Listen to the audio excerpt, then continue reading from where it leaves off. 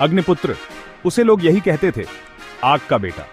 जन्म से ही राजकुमार महान बनने के लिए बना था। उसका पालना एक ढाल, उसकी लोरी, तलवारों की खनक।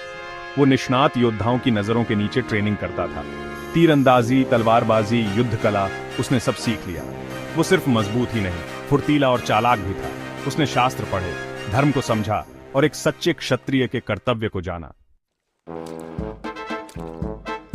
उसके पिता राजा एक धर्मी राजा थे, लेकिन भाग्य को कुछ और ही मंजूर था। राजा युद्ध में अपने राज्य को दुश्मनों से बचाते हुए वीरगति को प्राप्त हुए। अग्निपुत्र युवा था, लेकिन दुहक ने उसे तोड़ा नहीं। वो राजगद्दी पर बैठा, उसकी प्रजा की उम्मीदें उसके कंधों पर थीं। दुश्मनों ने उसकी जवानी में एक मौका देखा। उन्होंने उसकी सीमाओं को परखा, उसके हौसले को कम आंका। उन्हें जल्द ही अपनी गलती का एहसास होगा। अग्निपुत्र अपने महल की सुरक्षा से नहीं, बल्कि आगे से नेतृत्व करता था। वो अपने सैनिकों के साथ लड़ता था। उसका साहस युद्ध के मैदान में एक प्रकाश स्तंभ था। उसकी जीत खून की प्यास से नहीं, बल्कि धर्म के क्रोध की आग से प्रज्वलित थी। उसने अपने दुश्मनों को क्रूरता से नहीं, बल्कि न्याय के दृढ़ हाथ से हराया। उसने आत्मसमर्पण करने वालों पर दया दिखाई, यहां तक कि अपने दुश्मनों का भी सम्मान अर्जित किया।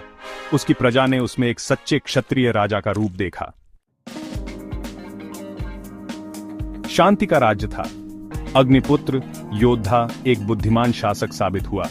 उसने अपने राज्य का पुनर्निर्माण किया, पहले से भी मजबूत। उसने नए व्यापार मार्ग स्थापित किए, कलाओं को संरक्षण दिया और सभी के लिए न्याय सुनिश्चित किया। उसने ताकत से नहीं, बल्कि धर्म से शासन किया, जो एक सच्चे क्षत्रिय की पहचान है। अग्निपुत्र की कहानी हमें याद दिलाती है, साहस केवल हथियार चलाने के बारे में नहीं है। असली ताकत धर्म को बनाए रखने में है, न्याय और करुणा के साथ शासन करने में है। यही एक सच्चे क्षत्रिय की विरासत है।